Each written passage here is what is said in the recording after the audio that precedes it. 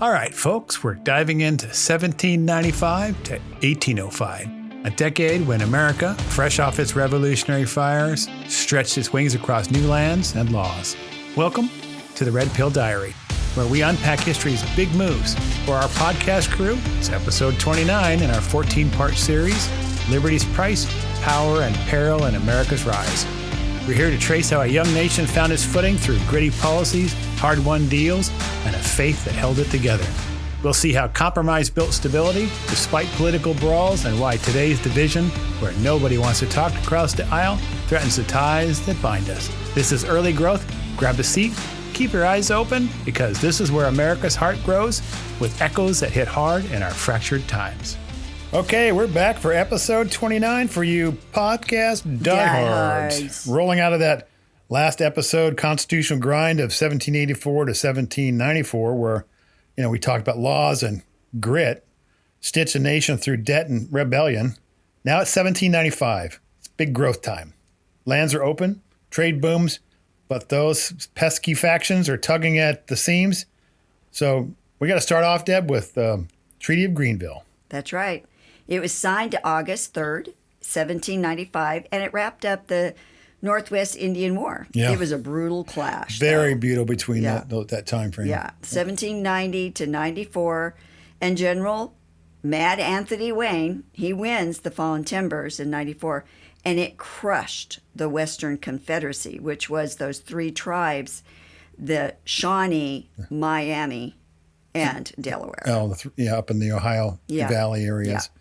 And it was, you got to give, they give Matt Anthony Wayne or the credit for winning, but St. Clair really didn't get the, he got the fall of it. And he really took it hard with Washington and Knox, but they pushed him, and Knox didn't provide really the equipment he needed. So, it was crushed, but, he got crushed. Yeah, you would think of that was in 91. With Fallen Timbers, a guy named Wilkinson was there. We'll come back to him again, but scoundrel that he was. Yeah, he was saying it wasn't that big a deal, of course, but that's from his perspective. But that's after the tribes basically smoked St. Clair in 91, I think, to what it was. Yeah. Like 600 U.S. troops were down. Estimates, essentially say the war cost about 1,000 American soldiers and maybe a couple thousand native lives, including civilians, especially during St. Clair's massacre. It was soldiers, men, civilians, women, children. Well, it wasn't. It was nasty. Yeah, it was bad. So there was a treaty that was made because of this. Greenville, yeah. Right. Yeah, the Greenville. And there is 17 million acres. So that's 2/3 of Ohio. Right. And it was the turning point. The new nation needed that land, but the cost was really high on both sides. Yeah. Yeah. And that's a massive land grab. But, ouch on the trust. Remember, we talked about the 85 land ordinance from back in the last episode. They had settlers probably, about somewhere around about 10,000 by 95, flooding Ohio, which caused a problem, of course. Yeah. And Britain finally left the Northwest forts after this. Finally. Yeah, finally. But they were, thanks to the Jay Treaty. Yes. But before that, they were supposed to leave anyway. They kept saying they're going to. They never did. And so what they did is they stayed there and helped got the tribes to be dependent upon them. And then when they leave them high and dry. They're used to trading to them. Now there's nobody to trade with. Well, there are Ohio settlers, but you got bad blood between the two groups. They don't trust each other, of course. Right. So then, you got the Shawnee leader, Blue Jacket, who's signing, basically to help his people survive. But you got this guy like Tecumseh, he's fuming. Yeah, he's looking for revenge. He's looking for strategy for their, a resistance. I think it was like 1811. So, the land's gained, but there's an awful lot of trust that's been lost on both sides. And, it's the classic expansion story. Ohio opened for business. Yeah. And trade was getting hammered. The British, if you look at, back to the water, right? British seizes, no kidding, 200 American ships by 94. Yeah. And it pushes the treaty to be ratified in 95 to kind of cool things down. But it was just a shady little fix. The Republicans are not satisfied. Yeah, the Republicans would say it's shady, and the Federalists would say it's a great deal. So you got two sides, two different perspectives. Always, right? Yeah, so here's the deal. The Jay Treaty tackled basically the British commandeering ships and, basically taking the sailors and the cargo. But Britain was snagging these 200 vessels and dragging their feet and leaving the Northwest forts. That sparked resentment both up here in the United States, which led to skirmishes both, with the settlers and the tribes. Yeah, yeah. The Chief Justice, John Jay, he worked out a deal, but it was a mixed bag, right? Yeah. He stabilized trade, but he didn't touch the British, grabbing the U.S. soldiers. The sailors, yeah. Sorry, not the sailors.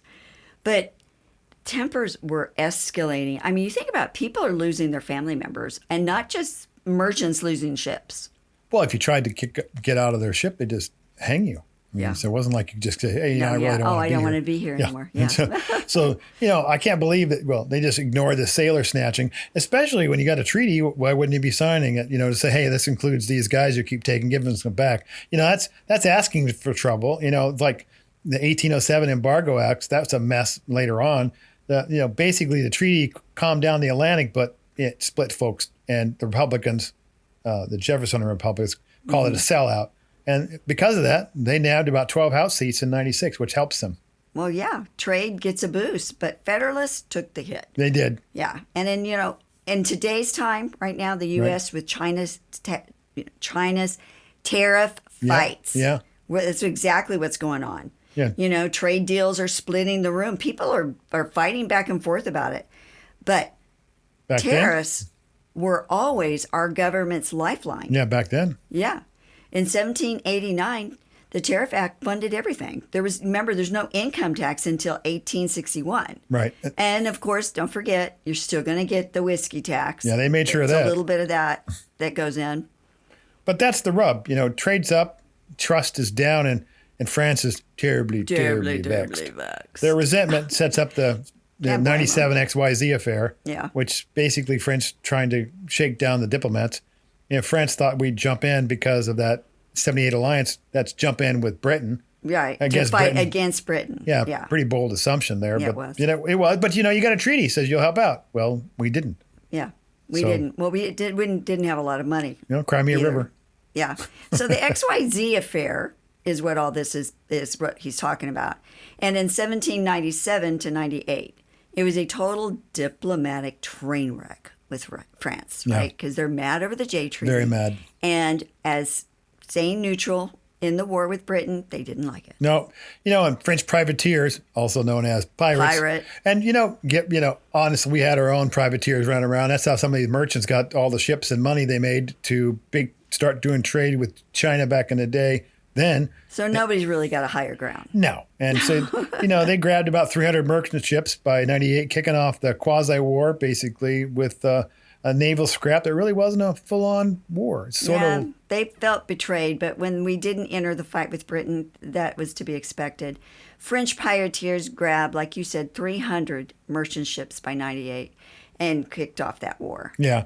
Well, if you think about a modern, something similar, think about Djibouti and Yemen and Ethiopia and Somalia on the Horn of Africa, and that narrow strip where you have the trade coming through the sea there from the canal out of the Mediterranean, and they're stopping all that trade. Well, it's just essentially kind of similar in the sense of... That's a good analogy, yeah. So that's kind of like, they didn't like the fact that these privateers were going out and taking these ships. Well, what comes the problem? So, basically Adams sends 3 envoys, during this period of time. Pinckney, Marshall, and Jerry, the 3 musketeers to Paris to talk peace. Right. But French agents dubbed, that's how they got the word XYZ. They took their names out because they got it out of some sort of a dispatch.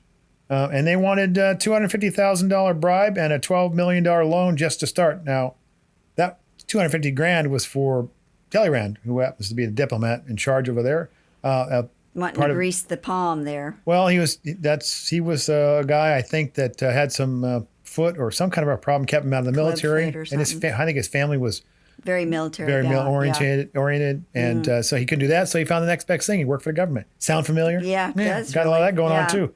So when people say, "What's history got to do with anything?" Well, if you look back, and you can see these analogies. Some of this stuff is just not new; it's just being repeated. Yeah, it's like really that movie. It's just now it's happening today instead of then. Yeah. Right. But Americans were doing a really hard pass, right? They did not like this. Temperatures were raising. I mean, the headlines were millions for defense, not 1 cent for tribute. I mean, it actually kind of brought the nation together in an odd way, right? Yeah, that outrage kind of lit a fire under nationalism, and it hurt France's, their pals here. It made them look bad, the ones they had in this state, like Jefferson's, Republicans. Yeah. But that set the stage for the 1800 elections where at least, the Federalists made their big misstep. That's the Alien and Sedition Acts, and that gave Jefferson the edge. It showed, this whole thing showed America could stand tall, but it's like the analogy for today or something that would be similar to that would be like the tech wars between China and the United States. Foreign powers testing your resolve because, sovereignty isn't cheap. Oh, absolutely not. And you can't be giving it away to a competing company whose ideology is opposite from a republic, right? So the XYZ affair pushes forward to the Alien and Sedition Act of 98. Oh, yeah. So that's Kool-Aid Man. Yeah. That was passed in June and July of 98. Yes, I think it makes Kool-Aid Man bashing into doors. Oh, yeah. Alien and Sedition Act, that's where we're going. July of 1798, 4 laws. They let the Federalists go after immigrants and critics, and blaming the French threats and the unrest as a way to get them passed. And because you had Federalists in charge, Congress was controlled by the Federalists, the president was the Federalist, it clearly got pushed through real quick. Yeah. Well, and so they went after, and the Sedition Act was to prevent anybody talking bad about the government, which happens to be Federalists. The only person that wasn't included in that law was Jefferson. the vice president. You could badmouth the vice president all you like. But not Adams. You couldn't badmouth the Adams or anybody else for that. But he had a thin skin. Yeah, it seems like he did. Yeah.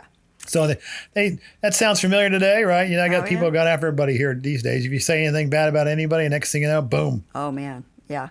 No, so Federalists said that it was for security. Republicans called that just complete tyranny. And so it sounds like you said, 2025's debates over online censorship, security versus liberty, all over again. Right. Faith, though, is what steadied the people back then. And it just keeps hope alive amidst the chaos. We have to come back to our faith. Yeah, stare fear in the face. Freedom isn't cheap. And That's you right. got people that we have cemeteries and monuments to people who stared fear in the face, and it's lifeblood. The treasure of this country was spilled just for that reason. So you've got so the act split Congress. It really did. It's just like it is now, and it paved the way for the Treaty of Montfontaine. I'm probably not saying that right. I don't speak French very well, and that's in 1800, which ended the quasi-war and cut France's alliance with France at that time. Kind of like, today's talk about getting out of NATO and rethinking that whole defense scenario in light of the things that are going on over there. Like, why are we paying so much? And So now we're going to really walk into what happens when you get these type of things going on, similar to what you see today. See, if you want to see something that was, split, the government split, parties are split, they're factions, they're fighting. This is exactly what the Federalist Papers are talking about factions. When the faction starts fighting, your republic is influenced negatively because you can't get anywhere. That's right, because the election in 1800 was actually called Revolution of 1800. Yeah.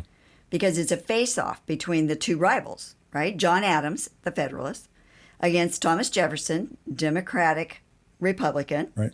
So Jefferson won at 73 electoral votes to Adams' 65.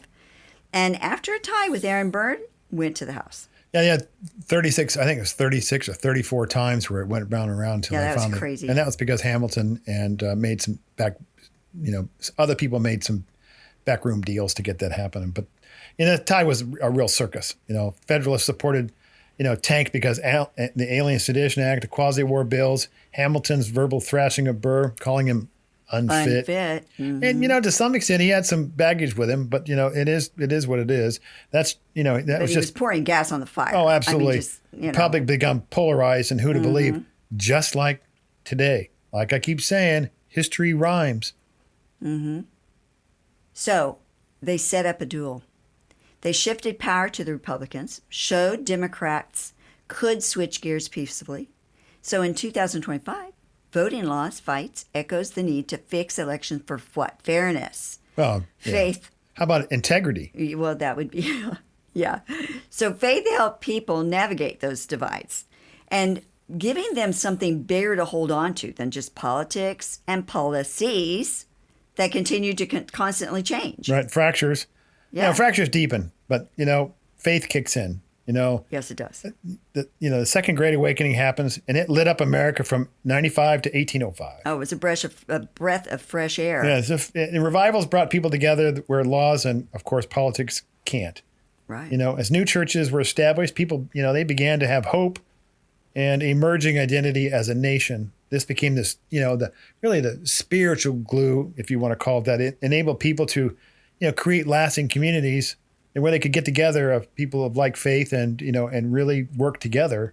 It was a fascinating time. It was a way to bridge the ethnic groups. It was able to bridge, whatever it was. Yeah, because they had a common core. Because you had that common core. And this evangelical wave started in 1790, exploded by 1801. Yeah, right? The Cane Ridge Revival in Kentucky, 20,000 folks singing and praying. Can you imagine? It must have been really memorable. That's like going to megachurch now. Yeah, and you got Methodist, you've got all of them out there, and it added thousands and thousands of people to all the different denominations.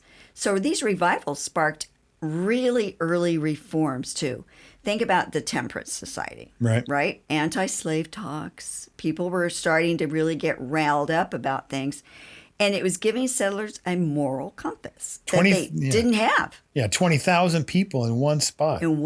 That's a Holy Spirit move. Yeah, for certain. Presbyterian missions headed west. Catholics grew in places like Missouri, right? Yeah. They did. And, here's a fun fact. Jonathan Edwards, that fire and brimstone preacher, was Aaron Burr's grandpa from his mom's side of things. Right. I just think that's... sometimes the apple does not fall close to that tree. But anyway, faith wasn't just in the sermons. It started to build communities. And revival tents and the settlers started to really move across the frontier. Yeah. And like churches in 2025, they feed folks and spiritually and physically in rough times. Think about COVID. Some pastors stood up and said, hey, go on, go make disciples. This time back in the day, they were pushing missions that's, steady to towns. Mm-hmm. Faith held people together when politics tears them apart, and it still happens today. Oh, absolutely. These shared beliefs can bridge gaps, but you got to have shared beliefs. Yes. And it's unlike social media today where it's essentially a yell fest. I'm skeptical to see that unity anytime soon with all that stuff on X and all these social medias. Well, we got to keep the faith. Prayer works, and it will work again. God doesn't give up on us, so we don't give up on God. Yeah. But the Judiciary Act of 1802. Keeping it real here. That's right. Jefferson is cleaning up the Federalist last grab. Yep, and that was because in 1802 was passed, of course, but this act was trashing the 1801 Judiciary Act, which the Federalists pushed through, of course, because they controlled both the Congress and the presidency at the time. And this is a time when the Supreme Court wasn't very strong. And now you know why it wasn't versus what it is today. So it allowed Adams to add 16 new circuit judges. They called them midnight judges because he put them in at the last moment, just like you saw the last administration doing about 3 months before the changeover, like from November, November to January. Well, what happened? They pushed them through. Exactly. So, now they wanted to cling to power after losing in 1800. Well, that sounds familiar. Yeah, it does, doesn't it? And so Republicans, they saw that as the stunt that it was, yeah. Right? And in 1802, they repealed those courts. Right. Right? Yep. The Supreme Court justices, get this, went back to circuit riding. Well, I would love to see that. What me say? That would just be give us some humility. Humility into that arena. That would just be amazing. And that set up this whole thing, this midnight stuff, set up Marbury versus Madison in 1803, and that gives us some judicial review. It's a big case, more than just this, but anyway, it was there. So the governance was tightening. We're in 1803, and guess what happens in 1803? The Louisiana Purchase. Purchase. Basically doubling the nation's size. Right. And we did an episode, I think it's episode 2, we talk about that as well. But Yeah, it we added 828,000 square miles for the $15 million. Now that's a good deal. Oh, yeah. Especially when you think about how much property there was.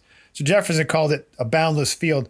And of course he would. It but wouldn't look like that back then. The problem was he did it on his own, and he didn't have Congress's approval, but he did it anyway. He fixed it later. Yeah, that's, settlers flooded Missouri and thousands of homes built by 1805, right? That's right.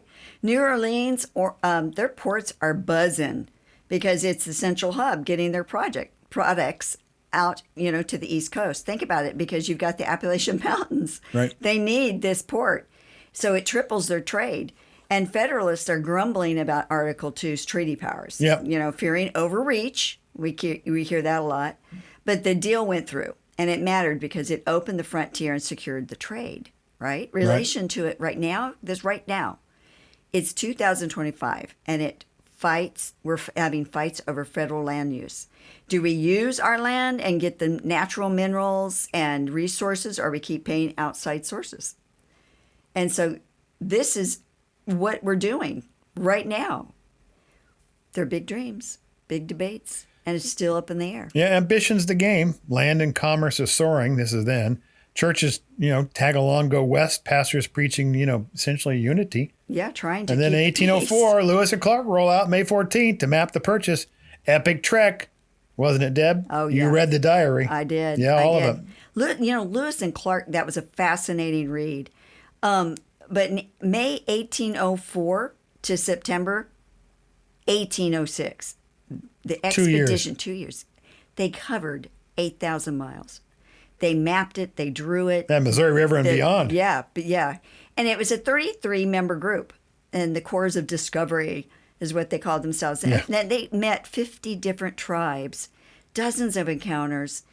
Some were very trustworthy. Some were just absolutely not. Yeah, sell your horses and steal them at night. Yeah, sell you some horses, then come back later that night and untie them. They all are trained to go right back home. So they had all kinds of stuff going on like that.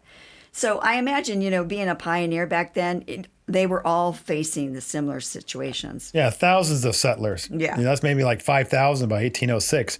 They followed the trail. Yeah. And then like I said, we hit that up in episode 1. We talk about Meriwether Lewis and James Wilkerson. Yeah, he's the spy they never caught. That shady general, he's tied to Burr, was scheming in the West. And we're going to talk about that, not this episode, I think the next one. That guy was always up to something. And if you want to learn about James Wilkerson, the 3 first episodes, he's in the middle of all of that. Oh, yeah. He was deep into lots of stuff. And, that's the bridge, west to east. In 1804, Burr and Hamilton, their duel, it shocks everything. It shocks the politics. It shocks the people.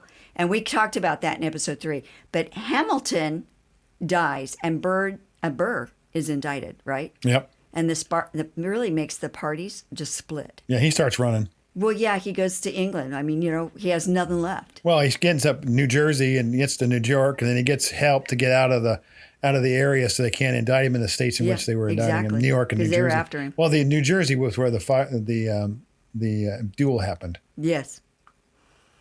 So, the 12th Amendment is ratified in June 1804. It fixes that electoral college mess in 1800. It isn't interesting that they want to fix the mess after they realize that they got in because of the mess, but they don't want anybody else to take them out because of the mess. You ever seen that happen? Well, it just happened in the last election. Yeah. What'd they do? They changed the electoral college issue because they didn't like the way it worked out, so they changed it. So now that it's just kind of funny and sad how if they don't like something happens, they change it. Just History because is repeating it itself. does. So, but now, this time in 1805, we've got the first Barbary War wrapping up. Pirates messing with trade. Sounds like big headache. No, for certain. The treaty signed in June 4th in 1805. And the Navy grew. Maybe 12 frigates by then. Why it mattered? Really? You think about this. It secured trade. It showed us the U.S. has got muscle now. And, it's like today. You look at 2025's Red Sea shipping tensions and trying to protect all those different routes. I mean, that takes guts. You think of Somalia. Yeah. And like what I talked about earlier. Yeah.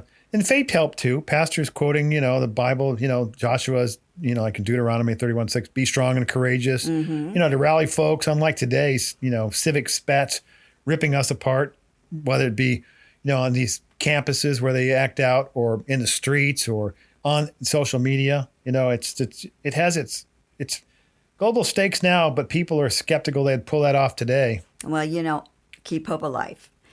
Faith is the substance of things hoped for, the evidence of things not seen. That's the strength of faith, hope. People need to have trade, to keep things going, and they need to have pride in their country. But it costs. So let's wrap this up. Okay. Well, we're getting towards the end. Faith was huge. Cane Ridge revivals, we talked about that. And Baptists are growing. Now, Baptists and Methodists aren't the same today as they were then.